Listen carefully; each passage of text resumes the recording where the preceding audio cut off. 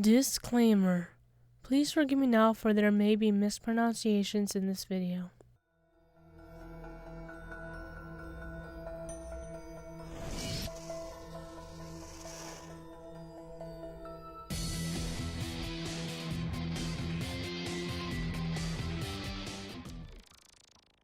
The legend of the Selkie is based in both Ireland and Scotland, but there are many varieties and hundreds of stories from around the world that are similar. The Selkie are known as the Seal People, or the Mermaid. In the water they appear as seals, but on land they shed their seal skin and take on a human form. They are irresistible, ordinary humans, who are prone to falling in love with them. Selkies are most often seen by those living in remote coastal areas, and there are tales of Selkie hiding their skin or tails, only for a human to find them, re-hiding them, and then marrying the Selkie woman. There are many stories that revolve around Selkies in Ireland.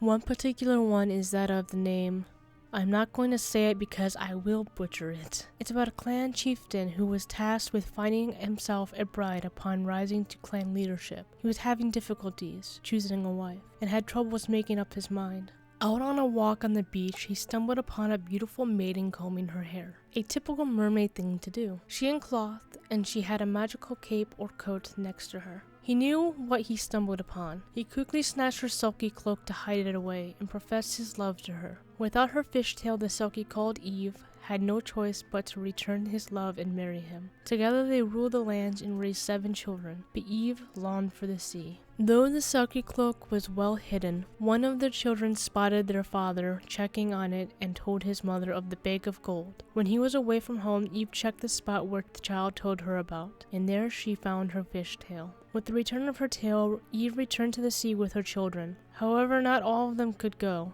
So instead she turned 5 of them into rocks and swam into the waves with the remaining children under each arm. Children born between man and seal folk may have webbed hands and toes. There are versions similar to this story that involves the mother never returning to her children, or visiting them while she's in seal form. Male Selkies are described as very handsome, having a seductive powers over a human woman. They typically seek those who are dissatisfied with their lives, such as married women waiting for their fishermen husbands. Some of the origins of the Selkie myth stems from the Scottish and Irish ancient people coming into contact with Finnish and or Sami travelers who were thought to be Selkies for their use of seal skin coats and kayaks. As they became waterlogged, the boats would start to submerge, and the Sami traveler would be required to stop and dry their sealskin clothing and boats out before continuing onwards. They take off their fish tails and put them on rocks to dry, and one might just think that they witnessed the transformation from seal to man or woman. In one legend, the Selkie can only assume human form once every 7 years, because they are bodies that house condemned souls. In the Shetland tales, some of the Selkies would lure islanders into the sea at midsummer, the lovelorn humans never returning to dry land.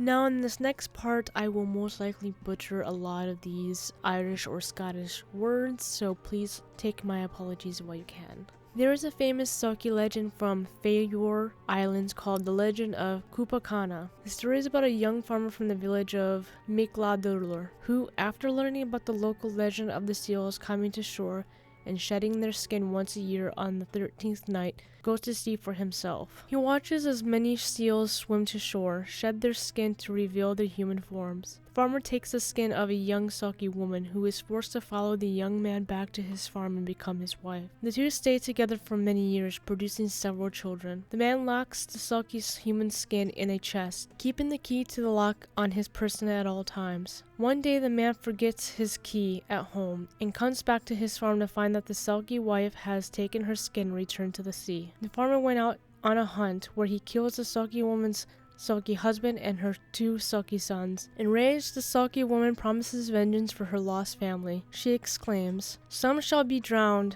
some shall fall from cliffs and slopes, and this shall continue until so many men have been lost that they will be able to link arms around the whole island of Kalsol. Deaths that occur on this island are thought to be due to the Selkie's curse." Peter Coggan and the Wind by Jordan Bach tells of a fisherman Kagan who married a Selkie. Against his wife's wishes, he set sail dangerously late in the year and was trapped battling a terrible storm, unable to return home. Afraid for her husband, his wife shifted to her seal form and saved him, but she could never return to her human body or her happy home. There was a tale about the chief Selkie, called the Great Selkie of Solskjaer. He comes as a lover to a mortal woman upon the Shetlands island, and sleeps with her. She birthed a son from this union. According to the Great Ballad of the Selkies, when he returned to collect his son, the Great Selkie is rejected by the mother whom he pays with money for her nurse's fee. The Great Selkie takes his son and teaches him how to swim in the foam, but he already prophesies the death of himself and his son at the hands of a steel hunter, the husband of the old mistress. This ballad has its roots in a much older tradition concerning the hero Mangun and his father, the Irish sea god Manannan.